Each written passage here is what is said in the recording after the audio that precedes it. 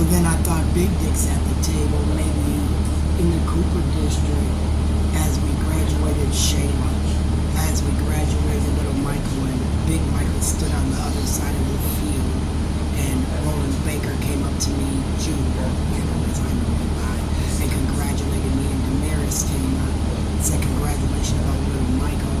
Seems like Krisha was there with me, her at my side as usual. But it seems like that's when Michael Favors decided that they were going to speak on Michael Sr.'s behalf, and now they were going to, kind of use my Martin last name, Cooper last name, and make this honeymoon. It seems to me that's when my teeth got pulled around that time. It seems to me that's when I said, Atlee, you told me to get a 504 plan for Shayla, and I trusted Atlee, so I told the school to get a 504 plan. I didn't know what I said. Atlee told me to do that. Services on 56th Avenue Station. And I put Shayla in District 281, Michael in 281. I asked him to forward a 504 plan, and when it came empty, I needed to know what an empty 504 plan was. And a 504 plan was planning someone's education going forward, similar to the transition plan.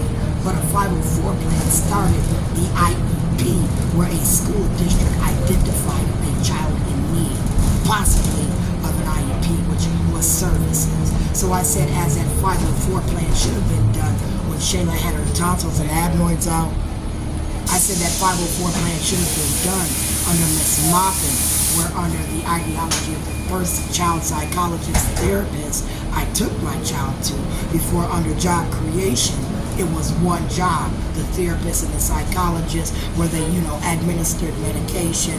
Somewhere along the line of my son's entrance into kindergarten in 8th grade, the job was transitioned to, a therapist and a psychologist. So I had to take him and test it at a therapist, who then would refer him to a psychologist based on the testing that they found, like Dustin Warner Chadwick, where they might want to give him some harmful medication. But from K through 4th grade, he tested typical. So they didn't want to give him medication. From 4th through 8th grade, they said it is a structured learning disability based on his reading. They should give him an IEP under other health disability so that we can structure his reading to fit with his day-to-day, because he is making grade. The only thing he will not do is participate in reading, which under the one-shoe-fits-all model, everybody had to read out loud or else. But under an IEP, he should have been able to get services with an education assistant who pulled him out at that time, who did the reading work with him in a private setting to help him become more secure and able to read in front of people without, having to prove a point. Like when he said that he read for Malika and them, because Bobby Joe Champion, Keith Ellison, Kim Ellison, Britt Branson, Tullis, Michael Favors, Michael Davis, Bobby was all sitting around teasing him because he wouldn't read in Harrison, right? When Harrison had no, curriculum, which is why me and Amy Jane Getz sent a person here to see. And their curriculum, again, was, I thought they didn't have math books. He could pick math from kindergarten all the way up to 12th grade. It was whatever he wanted to pick that day. They went through 3 math teachers at Harrison. It was whatever he wanted to pick. Susan St. James, they didn't want to do nothing. So they just came in the room and sat down. I said the least you could do is make him read the newspaper and write a paragraph about the fucking newspaper, as again, they structured an MP3 player to be put in his pocket, right? As again, he swiped the keyboard off the desk because he couldn't wipe his nose, correct? All these things were happening as he opened up ketchup packages, right? Put a pile of ketchup on the lunch table. That kept him in Harrison. Wait, when he played Keep Away with EA, right? That kept him in Harrison. These were all childlike behaviors that he was doing at the same times that we could identify was messing with EA staff, who was messing with him, according to them. Ideology of Michael Favors, Michael Sr., and Big Dicks at the table. Was the Big Dicks now talking about me and my personal life? Did he not hold that?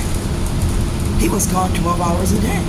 What could he say about my home that he saw specific to me? If he was cheating on me, Jeanette, how often was he really there? Besides when he had surgery on medication that he didn't want to take, that he said was overpriced, that his check from unemployment wasn't covering, so he refused to take it. At that time, he wasn't even administered physical therapy that I knew about because the motherfucker never said he had physical therapy. So then I started to think that his surgery wasn't fake. I started to think that he was a student studying out for Jackie Baker. I started to think that they were case studying me through Linda Baker, Ken Ellison. I started to think my ex needed charges. I started to think with King